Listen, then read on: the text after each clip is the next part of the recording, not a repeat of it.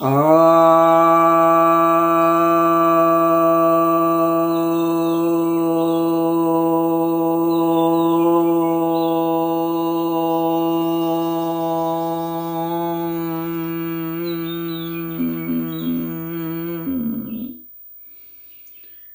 सभी भक्तजनों को सप्रेम नमन।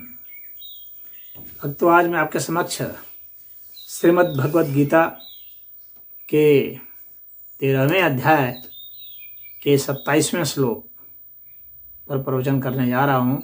श्री भगवान वाच। श्री भगवान कहते हैं, समम सर्वेषु भूतेषु तिष्ठन्तं परमेश्वरं विनश्यत्व स अविनश्यत्सन्तं यः पश्यति स पश्यति। तो यहाँ पर भगवान यह कह रहे हैं, समम सर्वेषु भूतेषु, सभी प्राणियों में, सभी जीवों में, सभी पदार्थों में, सभी तत्वों में, सभी वस्तुओं में मैं समभाव से स्थित हूँ।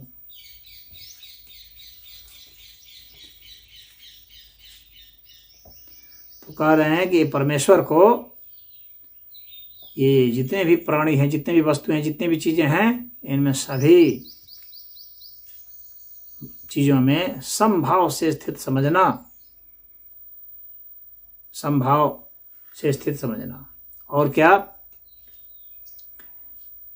विनश्यत्स्व अविनश्यन्तम, यानी जो विनाश होते हुए भी जिसका विनाश नहीं होता है। ऐसा लग रहा है कि उसका नाश हो रहा है, लेकिन वास्तव में नाश नहीं हो रहा है। तो बदलते हुए भी, यानी बदलते हुए भी, नाश होते हुए मतलब बदलते हुए भी जो लग रहा है कि नहीं बदल रहा है, तो ऐसा जो देखता है, यह पश्यति, जो देखता है, स पश्यति, वह देखता है। यानी जो ऐसा देखता है वह सही देखता है, यथार्थ देखता है।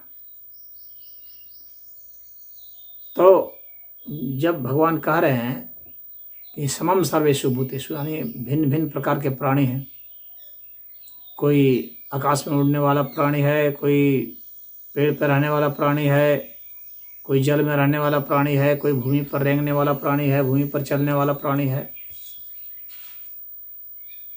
तो चाहे मनुष्य हो, चाहे पशु पक्षी हों, या पेड़ पौधे हों, घास फूस हों, बैक्टीरिया वायरस हों, फीते हों, फीते कृमि हों, कृमि या अन्य प्रकार के टिड्डे फिड्डे जो भी हैं, ये सब जितने भी प्राणी हैं, ये सभी प्राणी भिन्न भिन्न मालूम पड़ते हैं, इनमें विषमता मालूम पड़ती है। तो इनकी विषमता होते हुए भी भगवान कह रहे हैं कि इनमें मैं समभाव से स्थित हूँ। ऐसा नहीं है कि मैं किसी में कम हूँ, किसी में ज़्यादा हूँ। ऐसा नहीं है कि किसी में मेरा प्रभाव कम है, किसी में ज़्यादा है। ऐसा नहीं है कि किसी को मैं ज़्यादा मानता हूँ, किसी को कम मानता हूँ। ऐसा नहीं है कि किसी के ऊपर मैं कृपा करता हूँ, किसी के ऊपर कृपा नहीं करता हूँ, कि ये लगे कि भाई ये पक्षपाती है। ऐसा नहीं। समम सर्वेषु भूतेषु, मैं सभी में समान हूँ। चाहे कोई किसी भी लिंग भेद का हो, चाहे कम आयु का हो, चाहे ज़्यादा आयु। तो ऐसा नहीं, आयु भेद से भी अंतर नहीं है। कोई गर्भ में भी बच्चा है तो भगवान उसमें भी वैसा ही है। चाहे कोई बुढ़ा हो गया, चाहे कोई वयस्क है, उसमें भी भगवान वैसे ही है। किसी के साथ कोई पक्षपात नहीं कर रहा है। कोई ये नहीं सोचे कि कोई बलशाली है तो पक्षपात किया गया है, कि उसको बलशाली बनाया गया। कोई कमज़ोर है तो उसके साथ पक्षपात हुआ। भगवान वहाँ पर समता का व्यवहार नहीं किए, ऐसा नहीं। वहाँ भी समता का व्यवहार है। कोई गरीब है तो वहाँ भी समता का व्यवहार है, अमीर है वहाँ भी समता का व्यवहार है, किसी की संतान नहीं हो रही है वहाँ भी समता का व्यवहार है, कोई नपुंसक है वहाँ भी समता का व्यवहार है, कोई वीर्यवान है, बलशाली है वहाँ भी समता का व्यवहार है, कोई निर्बल है वहाँ भी समता का व्यवहार है। समता का व्यवहार सदैव है। कोई शिक्षित हो गया वहाँ भी समता है, कोई अशिक्षित रह गया, गंवार मूर्ख रह गया, वहाँ भी समता है। जो हमें देखने में लगता है कि किसी के ऊपर बहुत जुल्म हो रहा है, कोई बहुत दुख भोग रहा है, कोई खूब मजे ले रहा है, तो हम में से बहुत सारे लोग ऐसा सोचते हैं कि अरे इसके ऊपर बहुत अत्याचार हो रहा है, या इसको बहुत भगवान ने मज़ा दे दिया है, ये आनंद ले रहा है। तो यहाँ पर भगवान ने पक्षपात कर दिया, समता का व्यवहार नहीं किया, ऐसी बातें। लेकिन ऐसा नहीं है।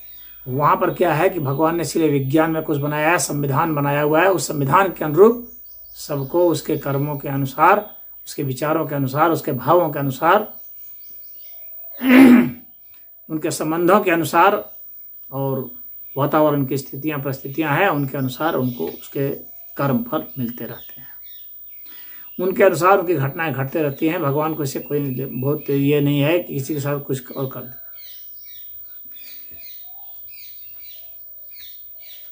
कोई जो आपको बहुत हंसता हुआ दिखता है, बहुत पैसे वाला दिखता है, तो आपको लगता है कि उसको दुख नहीं है, लेकिन ऐसा नहीं है। दुख एक ऐसी चीज है ना, वो स्केल है। उस स्केल पर आप पाएंगे कि वहाँ समता का व्यवहार हो चुका है। समता का व्यवहार पैसे के हिसाब से नहीं, रोग के हिसाब से नहीं, स्वास्थ्य के हिसाब से नहीं, दुख के हिसाब से जजमेंट होता है, दर्द के हिसाब से जजमेंट होता है। तो दुख और दर्द में भगवान सबके साथ समानता के साथ व्यवहार करते हैं, अलग अलग सबको पीड़ा देते हैं। और बहुत लोग सोचते हैं साधु संत के पास पीड़ा नहीं है, साधु संतों की भी पीड़ा है, उनकी पीड़ा अलग होगी। वो सोचते होंगे समाज का कल्याण हो जाए, उसी में वो कष्ट पा रहे हैं कि अरे ये क्यों बेकार के गलत रास्ते पर चल रहा है, तो वो उसी में परेशान है कि ये क्यों गलत रास्ते पर चल रहा है। वही उनको पीड़ा, वही वेदना है। कोई दूसरे को पीड़ा दे रहा है, उसमें वेदना पा रहा है। तो वहाँ पर भगवान समानता के साथ व्यवहार करते हैं। थोड़ी सी एक बात को लेकर के कोई व्यक्ति बहुत दुखी हो जाता है, और कितने को हजारों गाली दो कोई फर्क नहीं पड़ रहा, तो वो एक गाली से वो कष्ट पा रहा है बहुत। पता चला कि एक गाली के कारण वो कई महीनों कष्ट पा रहा है या सालों कष्ट पा रहा है। और जिसकी बहुत मेमोरी है मजबूत, वो तो जीवन भर नहीं भूलता। तो ये सब जो दिखते हैं विषमता, वास्तव में विषमता नहीं है, इनके अंतर्निहित बहुत जबरदस्त समता है। यही भगवान यहाँ पर कहना चाह रहे हैं। और वो सब विज्ञान में कोश के द्वारा है, संविधान के द्वारा है, हमारे पूर्व जन्म के कर्म कैसे रहे हैं उसके द्वारा है, अभी हमारे कर्म कैसे हो रहे हैं उसका उससे संबंध है। और हमारे इर्द गिर्द जो हैं, हमारे रिश्तेदार नातेदार जो हैं, जिनसे हम पैदा हुए हैं, वे हमारे अड़ोसी पड़ोसी जो हैं, वे पूरा देश, पूरा विश्व, पूरे सारे अन्य जो प्राणी हैं, उनके भी संबंध है। हमें कभी यह नहीं सोचना चाहिए कि हमें जो है सिर्फ मनुष्यों से ही कष्ट मिलता है या अपने से ही मिलता है। नहीं, हमें तो सांप से, बिच्छू से, कीड़े से, मकोड़े से, किसी से भी कष्ट मिल सकता है। बर्रा काट सकती है, मधुमक्खी काट सकती है, शेर खा सकता है, कोई भी जल का प्राणी खा सकता है, मगरमच्छ पकड़ सकता है। कई प्राणियों से हमें कष्ट मिलता है, बैक्टीरिया वायरस हमें मार सकता है। कहने का मतलब है कि जो हम कैलकुलेशन अगर सोचेंगे तो इतना कैलकुलेशन आसान नहीं है। यह उन्हीं की सृष्टि है, वे ही जाने। और व्यक्ति के साथ समता का व्यवहार हुआ है, होता है, होता रहेगा, यह उसमें नियम ही है। और इस नियम की कहीं अवहेलना नहीं है, कोई इसका अपवाद भी नहीं। भगवान किसी के साथ पक्षपात नहीं करते, इसीलिए यहाँ कहा गया समम सर्वेषु भूतेषु तिष्ठन्तम परमेश्वरम। तो परमेश्वर जो हैं वो सभी में समानता के साथ रह रहे हैं, किसी के साथ भेदभाव नहीं हुआ है, किसी में कम बेसी नहीं रह रहे हैं। क्योंकि आप या वस्तु जो कुछ भी है, वो वस्तु भी वही है, इर्द गिर्द वही है, उनके सिवा कुछ है ही नहीं। तो समानता रहनी ही रहनी है, विषमता का तो कोई प्रश्न ही नहीं उठता। अब कहते हैं विनश्यत्व, विनश्यत्व अविनश्यंतम, विनष्ट होते हुए भी जो विनष्ट नहीं हो रहा, यानी जिसमें रूपांतरण की घटना हो रही है, लेकिन वास्तव में कुछ विनाश तो नहीं हो रहा है। तत्वतः मूल रूप से वह जितना था, जैसा था वैसा ही है। उसके प्रकार, बाहरी रूप, रंग, ये सब बदल सकते हैं, क्रिया प्रक्रिया कर रहे हैं तो कुछ बदलेंगे ही, लेकिन मूल रूप से वे वही हैं। यानी उनमें बदलाव होते हुए भी वास्तविक बदलाव नहीं होता है। तत्वतः जितना वो होता है, so conservation of energy, conservation of mass, जो हम लोग फिजिक्स में पढ़ते हैं, तो उसमें ऐसा ही है कि जो ऊर्जा है वो मिला जुला के उतनी ही रहती है। विद्युत ऊर्जा चुंबकीय ऊर्जा में बदल गई, चुंबकीय ऊर्जा जो है ध्वनि ऊर्जा में बदल गई, ध्वनि ऊर्जा प्रकाश ऊर्जा में बदल जाए, प्रकाश ऊर्जा मैकेनिकल एनर्जी में बदल जाए। इस तरह से वो बदलते रहते हैं, परंतु ओवरऑल कुल मिला करके जो ऊर्जा की जो मात्रा है वो उतनी ही है। ये अस्तित्व कुल मिला के उतना ही है, चाहे इसमें कितने भी बदलाव होते रहे। तो इसका मतलब है कि ये मूलतः नहीं बदलता है, ये जितना है उतना ही रहता है। उसके भीतर तो अंदरूनी कुछ ना कुछ गतिविधियां हो रही हैं, जिससे कुछ ना कुछ बन रहा है, बिगड़ रहा है, ऐसा मालूम पड़ता है, परंतु मूलतः कुछ भी बदलाव नहीं होता है, वो उतना ही रहता है। पदार्थ उतने ही रहते हैं। तो पदार्थ का, द्रव्यमान का, इन सब का जो कांस्टेंट है वो उतना ही है। तो ये लगातार उतना ही बना रहता है। तो यह अस्तित्व अनंत है, ये सदैव अनंत ही बना रहेगा, सदैव अनंत ही था। तो यहां पर भगवान यही कह रहे हैं कि यह पूरा अस्तित्व अनंत था, अनंत है और अनंत रहेगा। उतना ही था, उतना ही है, उतना ही रहेगा। इसी के भीतर में सारी गतिविधियां होती हैं, बनते बिगड़ते रहती हैं। तो जो बनता है वास्तव में वह बिगड़ता नहीं है, क्योंकि वह उतना ही का उतना बना रहता है, वो घटता बढ़ता नहीं है। तो उनका नाश जो तुम्हें दिखता है वो वास्तव में नाश नहीं होता है। विनश्यत्व अविनश्यंतम, कहते हैं यह पश्यति स पश्यति, जो ऐसा देख सकता है, जो उस अनंत अस्तित्व को नहीं समझता, नहीं देख सकता, ऐसा भगवान को सब जगह समान रूप से नहीं देख सकता, और जो विनाश में अविनाश को नहीं देख पा रहा है, जो चीज़ बदल रही है उसके भीतर में क्या चीज़ है जो नहीं बदल रही है, उसका टोटल होल कंटेंट तो उतना ही का उतना ही है। तो उस अबदलाव को जो नहीं देख पा रहा है, तो फिर उसका क्या कहना। जो सिर्फ बदलाव ही देखता है वो बहुत सामान्य मनुष्य है, लेकिन जो उस बदलाव को भी देखता है और अबदलाव को भी देख लेता है, और उस अनंत अस्तित्व के, उसके विस्तार को भी समझ जाता है, तो वैसे के विषय में कहा गया है कि वह अथार देखता है, या पश्यति स पश्यति। तो सत्ता जो है वो सदैव उतनी ही रहती है, उतनी ही थी, उतनी ही रहेगी।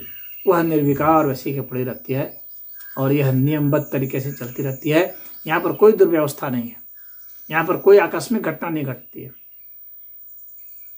आपको लग सकता है देख करके, ओ आकस्मिक घटना घट गई, एक्सीडेंट हो गया। कोई एक्सीडेंट नहीं होता यहाँ सब कुछ एक व्यवस्था के तहत होता है, एक फेनोमेना के तहत होता है, एक लॉ के तहत होता है, नियमबद्ध तरीके से होता है। सबके पीछे कार्य कारण के संबंध होते हैं, उनके अनुसार से वह होता रहता है।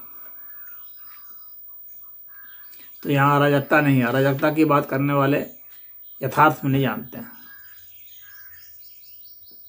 तो यहाँ चाहे कोई भी तापमान है, चाहे प्रेशर है, चाहे कोई आकार प्रकार डायमेंशन है, आयाम है, ये सब के पीछे एक निश्चित सिद्धांत हैं, जिन्हें कि भौतिक वेता सब समझते हैं, रसायन शास्त्र ये समझते हैं, जैसे कि बायोलॉजिस्ट हैं वे समझते हैं, जैविक विज्ञानी समझते हैं, एंथ्रोपोलॉजिस्ट समझ रहे हैं। तो जो भी शोध करता है वे समझ रहे हैं इस बात को, साइकोलॉजिस्ट समझ रहे हैं। तो उस conservation of energy, conservation of mass, इन सब को समझ रहे हैं सब। इनका रूपांतरण है, पूरा अस्तित्व का जो कंजर्वेशन है वही वास्तविक कंजर्वेशन है, जो टोटलिटी है।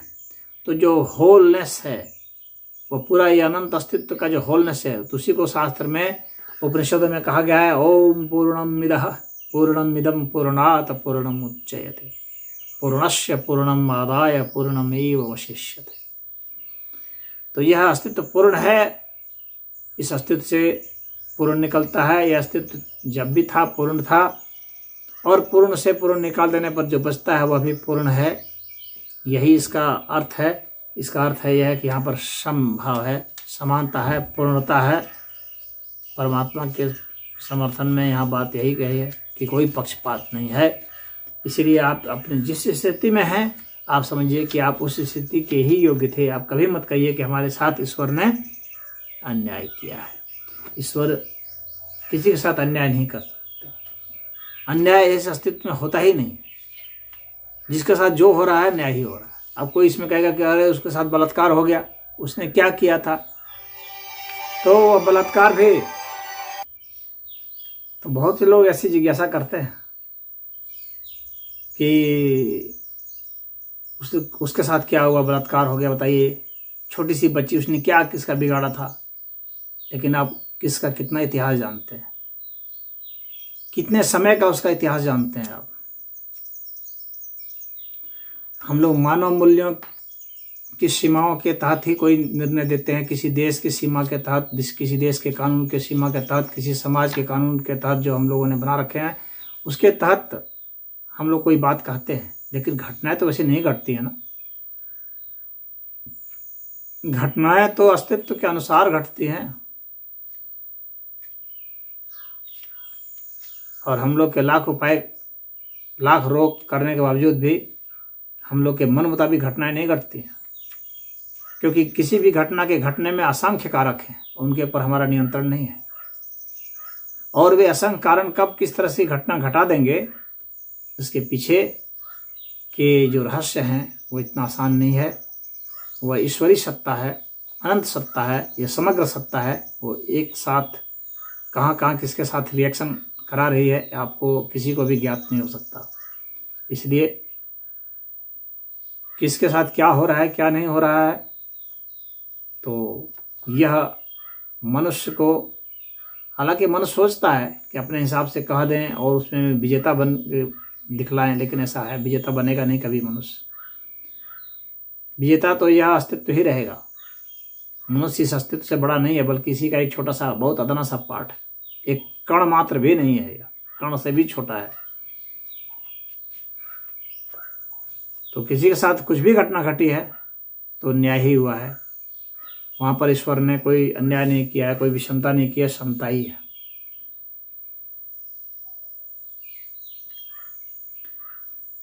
तो मैं समझता हूं कि आपको समाधान मिल गया होगा। इस 27वें श्लोक की व्याख्या में इतना ही है।